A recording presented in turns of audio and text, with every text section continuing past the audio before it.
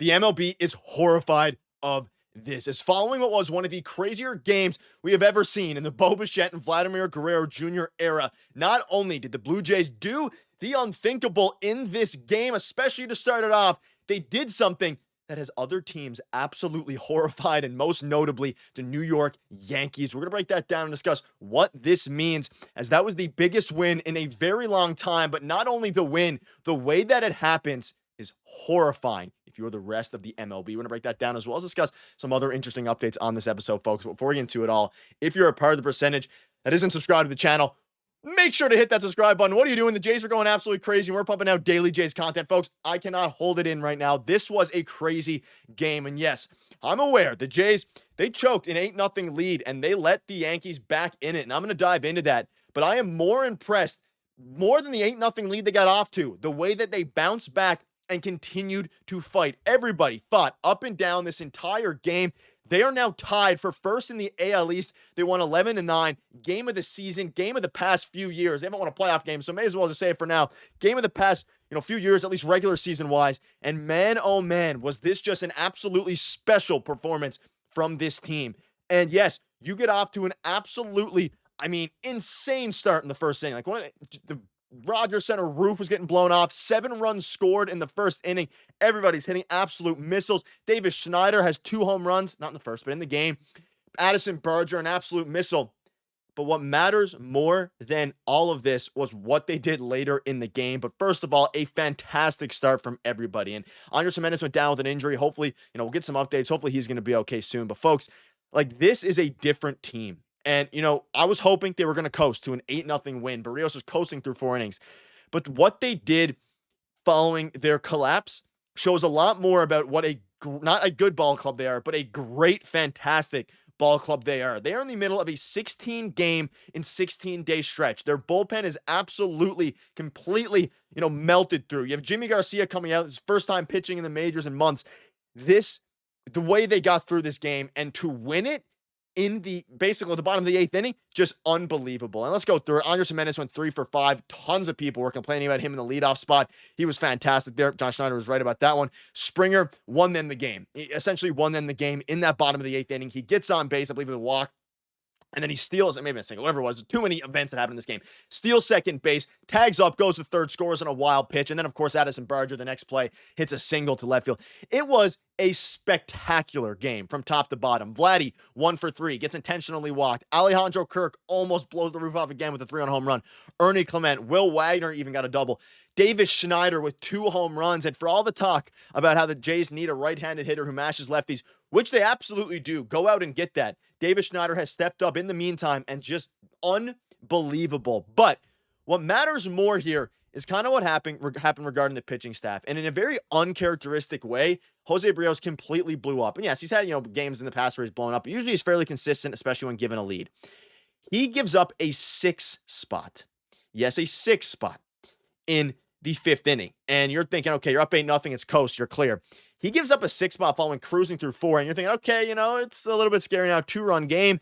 Brendan Little gives up a run, and then, Aaron Judge comes up and hits an absolute moonshot. We're going to dive into that in a minute here. But I'm not going to, pull the plug on José Berríos and go after him. He had a bad inning. It is what it is. Stuff like that happens. The bullpen is completely gassed right now. Shout out to Yariel Rodriguez, an absolute unit.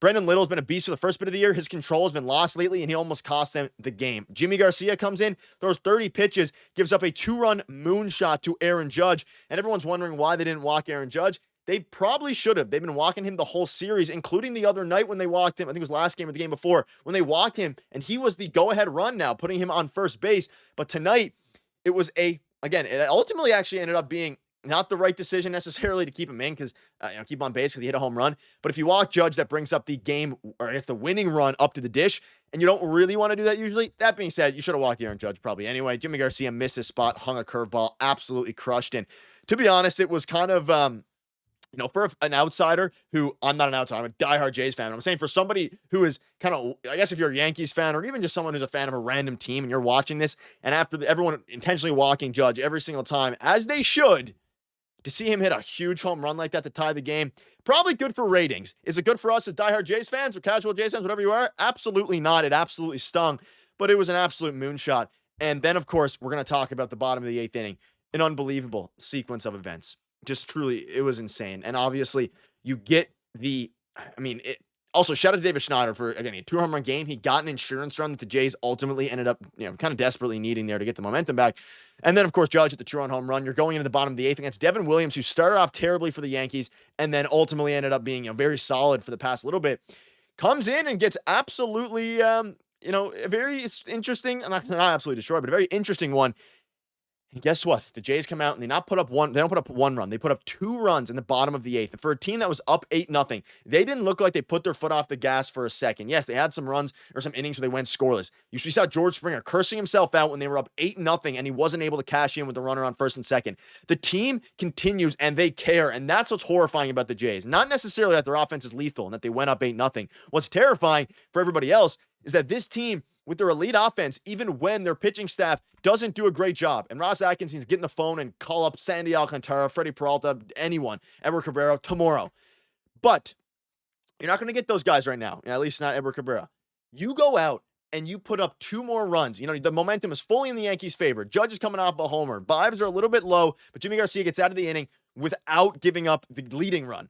You come back out and you immediately score 2, and then Jeff Hoffman comes in and absolutely nails it down. That is what good ball clubs do. We've seen the Jays for plenty of years over the past few choke games like this. Not necessarily 8-0, but wild card series, 7-0. Choke games in the past, and this is what good teams do. That's what great teams do.